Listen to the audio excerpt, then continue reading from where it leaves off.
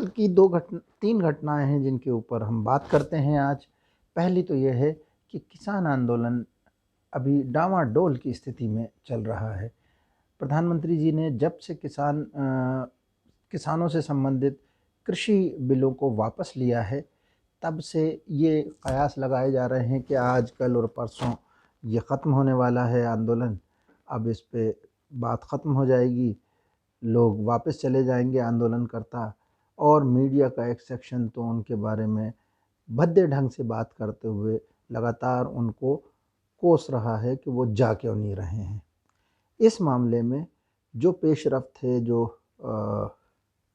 आगे हुआ है, मामला बढ़ा है, वो ये है कि युद्धवीर सिंह जी, जो कि अपने टिकैत साहब की संस्था से जुड़े हुए हैं, जो कि किसानों के लिए काम करती है, उन्होंने अजीत अंजुम साहब के साथ बात करते हुए यूट्यूब पर ही ये बताया कि अमित शाह जी से उनकी बात हुई, युद्धवीर जी की और भी कुछ लोगों की, और उसमें अमित शाह साहब से जो बातचीत हुई उसमें ये हुआ कि भाई आगे बढ़िए, आपकी मांगें मानी जाएंगी, आप लोग एक 4-5 सदस्यीय कमेटी बना दीजिए, उस कमेटी से हमारे लिए बात करना आसान होगा। 30-40 संगठनों का जो समूह है उसमें किससे बात करें, क्या करें।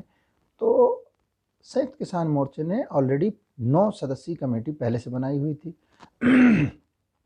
पर उन्होंने ये 5 लोगों की भी समिति बना दी।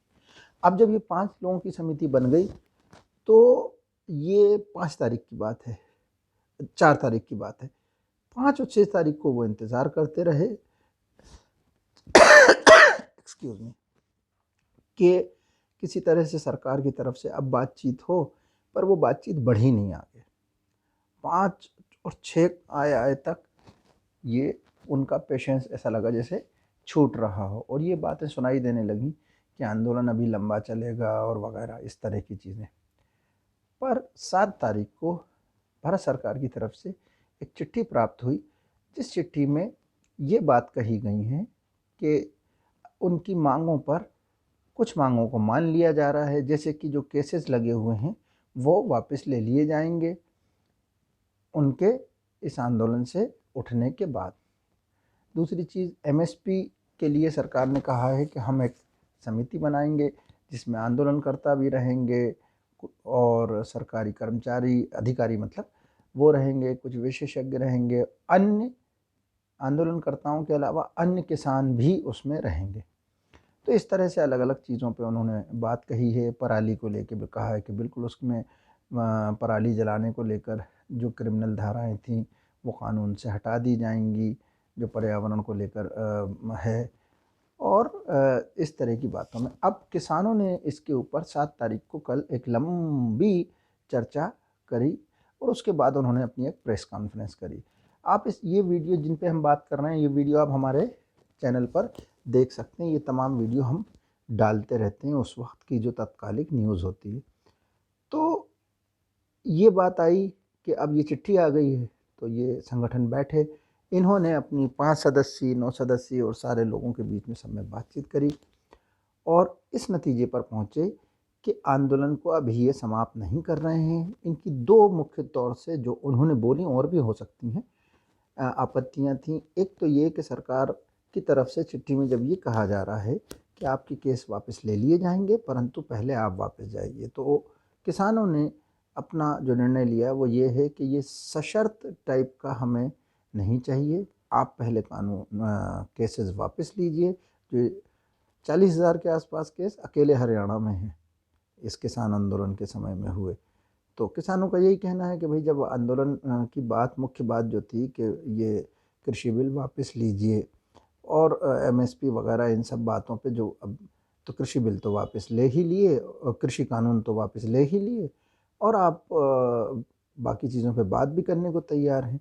तो अब इस आंदोलन का औचित्य आपने मान लिया है, तो फिर अब आप इसको खींचिए मत, इस पे कानून बनाने का इसके आंदोलन के कारण हुए केसेस को वापस लेना चाहिए। तो ये केसेस पे एक मामला अड़ गया है कि सशर्त हमें इस तरह के केसेस की वापसी नहीं चाहिए, आप बिना शर्त करिए, पहले करिए।